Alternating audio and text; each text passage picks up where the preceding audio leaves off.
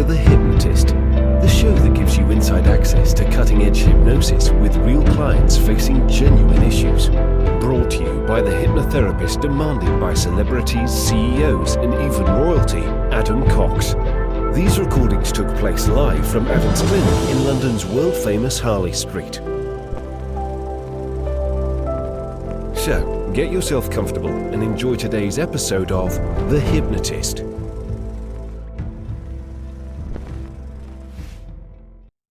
Hi, it's Adam here, and you're about to listen to a hypnosis session all about getting over a past relationship. Now, it doesn't matter if a past relationship was 4 days ago, 4 weeks ago, or even 4 years ago.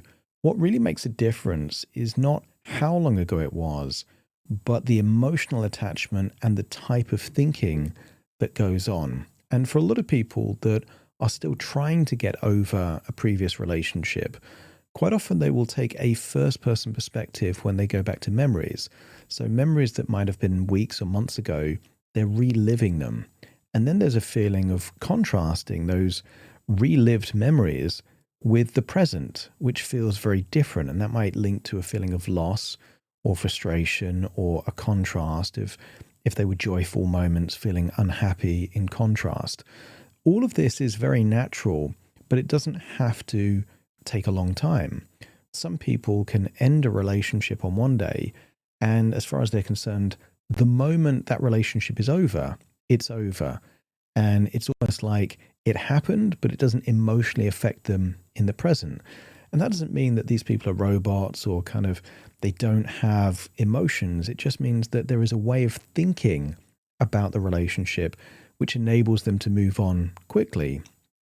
Other people might reminisce and get nostalgic and connect to certain emotions again and again. And sometimes the breakup can mirror the grief cycle, where there's an element of bargaining of, if only I didn't say that, I should never have done that, and almost like replaying history to see if that would have changed things. But the purpose of that is not to punish yourself or even to change the past. It's to extract wisdom that might be useful for the future. And not just for a future relationship. It might be that there are things that you can refine and evolve in you that have nothing to do with a relationship, but just enhance the quality of your life. There might be certain characteristics, or the client I was working with, for example, very quick to come to a judgment, to come to a conclusion without gathering all the information first. That's excellent wisdom to extract from that relationship. It doesn't necessarily mean that that can only be applied in a future relationship. Seeing the shades of grey, seeing the nuance, taking an element of empathy and other people's perspective is all very useful refinements anyway, to make them more compassionate, understanding, and be able to connect in a real way. There's a bit going on here, but at its core, this involves an element of submodalities of really putting the past behind them, not just metaphorically, but shifting the location of that, to use parts therapy to acknowledge that there was a positive intention behind this constant thinking of the relationship without needing to be attached to it, and then creating a compelling vision of the future where they imagined themselves improving as a result of this relationship, but also that they are receptive and open to a relationship if the right relationship comes along. You might resonate or connect with some of these suggestions, not necessarily all of them, because it was created for an individual client with individual circumstances. Ignore any suggestions that aren't quite right. Lean into the ones that are. And if you do like the idea of a bespoke session, curated and collated and tailored exactly to you and your situation, there will be a link in the description where you can schedule a completely free consultation call. For now, though, find a quiet, comfortable place where you won't be distracted or disturbed. Relax and enjoy the session.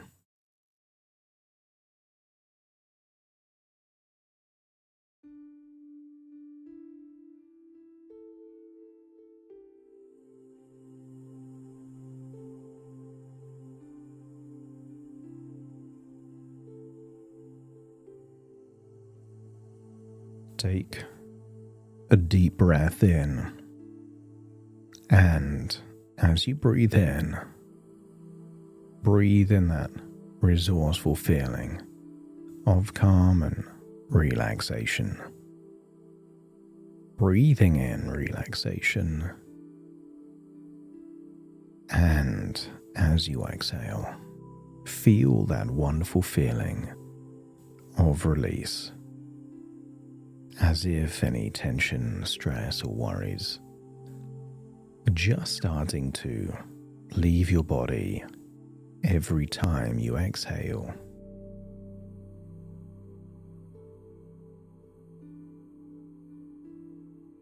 That's it. And now take a slow breath in through the nose and gently exhale, this time through the mouth. And again, breathing in calm and breathing out anything you no longer need to carry. With each breath, your body remembers how to relax. And in doing so, your shoulders loosen, your jaw relaxes, and your mind doesn't need to do any hard work right now. Nothing to fix, nothing to analyze, just allowing yourself to be here, to be fully present. And as your body settles, your mind can drift and wander comfortably, naturally, into that receptive, reflective state. And I want you to hold perhaps an image, a name, an idea of that past relationship, but place it somewhere behind you, not close and not overwhelming, simply behind. Because I know you've been reliving that relationship, playing out all of the what ifs. What if I did that? I should have done that. But that means it's still in the present or in front. So place any words, images, memories behind you. You're not inside it, and you're certainly not reliving it. I want you to feel that you are observing it from a place of safety, perspective, and time. And you've done that before. Something happened way, way back, and you could think about it knowing that it is in your past. And the point of thinking about it is not to change the past, but to change the future. So when you think of that relationship all the way back behind you in your past, notice something feels different. When you are no longer in an experience, it empowers you to learn from it.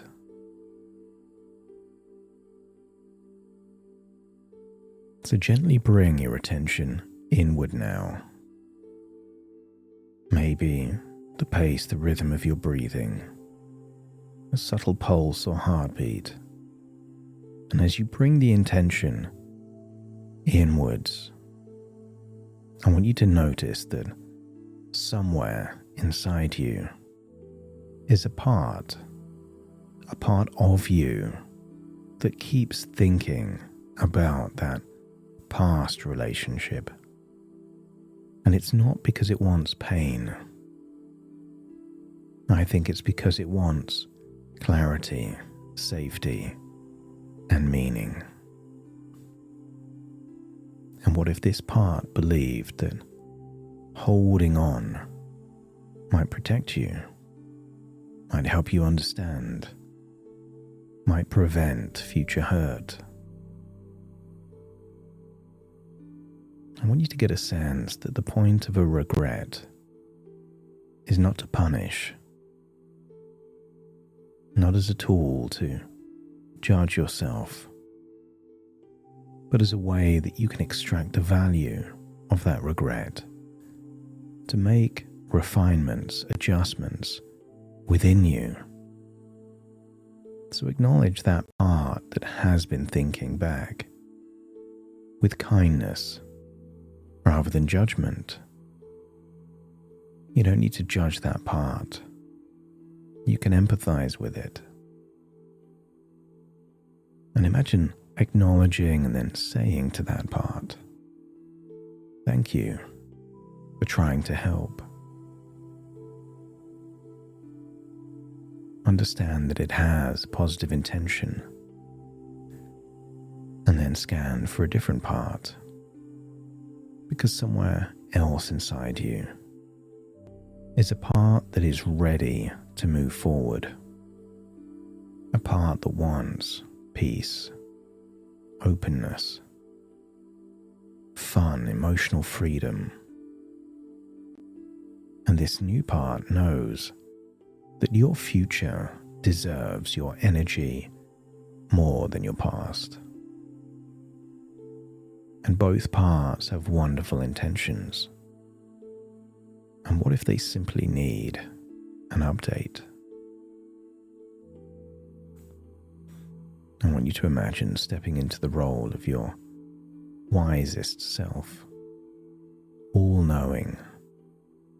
Some people would call it the superconsciousness, the higher self. But just know it as your wisest part, the version of you that has grown through reflection, time, and insight. Imagine speaking through the voice of your wiser self. And from this part, you can communicate to both parts, to the part holding on to the past. You were right to seek understanding. And now the understanding is complete.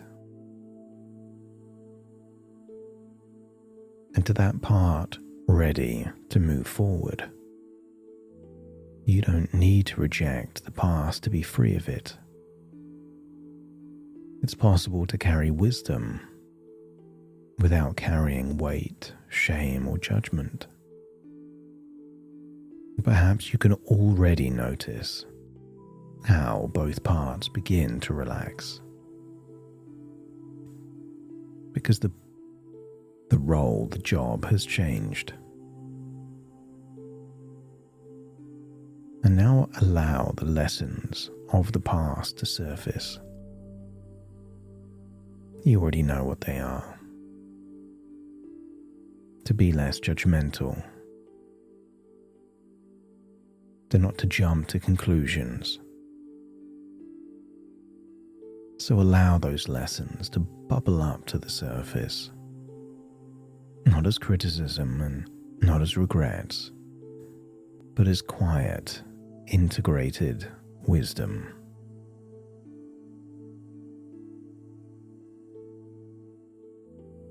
You learned that life is not black and white. You learned that it's layered, contextual, human, every possible shade of grey. And you learn to be more flexible, more trusting, and more willing to give the benefit of the doubt. And maybe you learned that empathy creates understanding, and that understanding creates connection.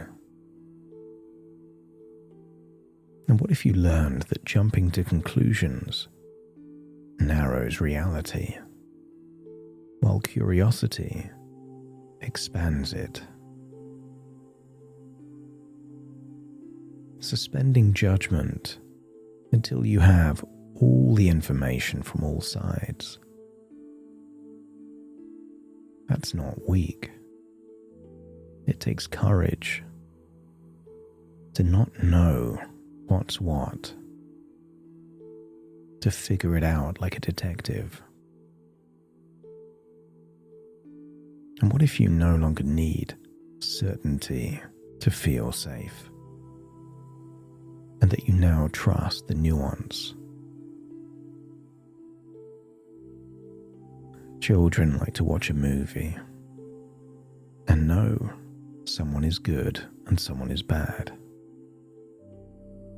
But as we get older, we see everything is yin and yang. There is good in the bad and bad in the good, and everything in between. And allow yourself to see the nuance, the shades of grey. And what if in those shades you find the balance? And instead of right or wrong, what if you look for emotional payoffs, intrigue, interest, fun, excitement, instead of good or bad, opportunities to learn? So now let this truth settle deeply. You are not worse off because of that relationship. You are much, much wiser because of it. Not hardened, not closed, but certainly more discerning. You understand yourself more clearly now, and you recognize emotional patterns sooner. And you know what alignment feels like in your body. And what if that relationship didn't take something from you? What if it refined you?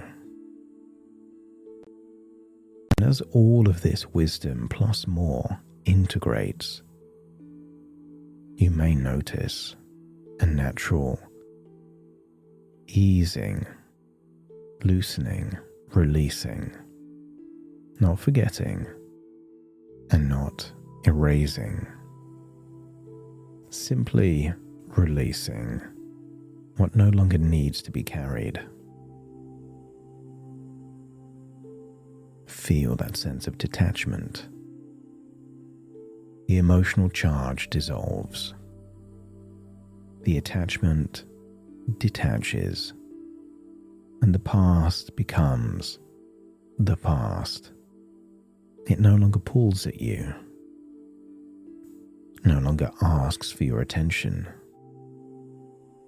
The past has already given you what you needed, an opportunity to reflect, to refine, to evolve. And all of that is behind you in your past. But now think about your future.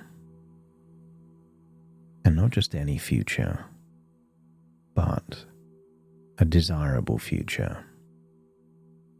And when you think about that desirable future, maybe you see a desirable future where all the lessons from the past have been learned. Maybe there is more of an ease and acceptance, a curiosity. And I want you to think maybe 1 or 2 years further into the future. And notice when you think of that version of you, how different it seems you are then. Calmer perhaps, more grounded, more trusting of yourself. And maybe that version of you feels less compulsions, not needing to rush, not needing to assume. You seem to have broken free of old patterns, And see that version of you pausing, sensing, evaluating the nuances, the shades of grey, the context. And maybe in that future, you are receptive to a relationship without needing a relationship. I want you to see that future version of you seeming more balanced, more open, more at ease within your own skin. And that future version of you isn't looking for certainty and guarantees. That future version is looking for synergy, compatibility, empathy, connection and resonance. And you recognize it easily. This future version of you does not lower your standards to find someone that may be interested. That future version of you holds higher standards. And I want you to feel an amplification of appreciation spreading through you. Appreciation for your resilience, for your growth, for the way you turned experience into wisdom. You can even feel proud, not because everything was perfect, but because you adapted and you evolved. And whether it's now or soon, you will trust yourself. More and more, trust your judgment and trust your ability to choose well. And the idea of love or connection, companionship feels lighter, safer, more natural, because it begins with you. Nobody can love you more than you love yourself. The next few days and weeks and maybe even months is a mission of self-love, of kindness, of acceptance, of encouragement. And the more love you show to yourself, the more you are training your unconscious as to what kind of love you desire.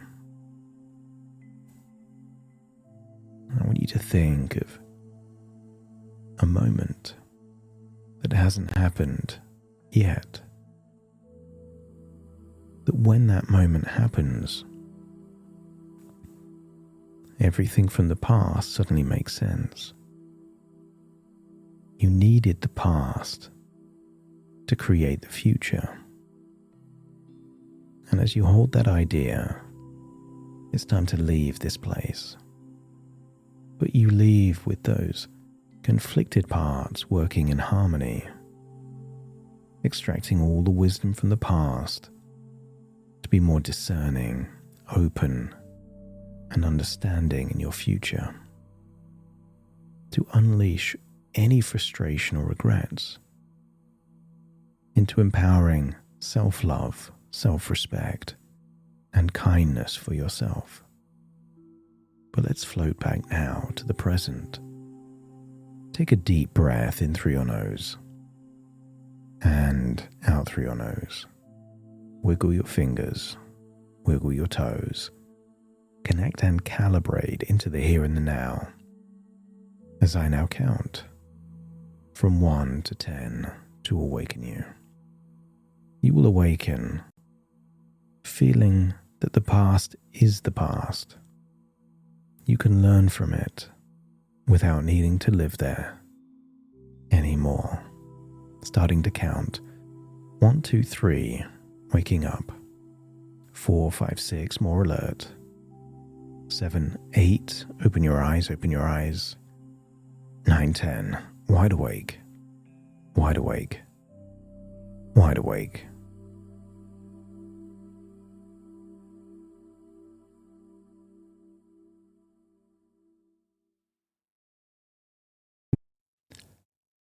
Thank you so much for joining me on today's episode of The Hypnotist.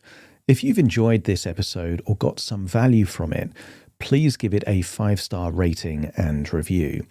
And maybe you know someone that would also benefit from this particular episode, in which case share the episode with them so they can also get the benefit too.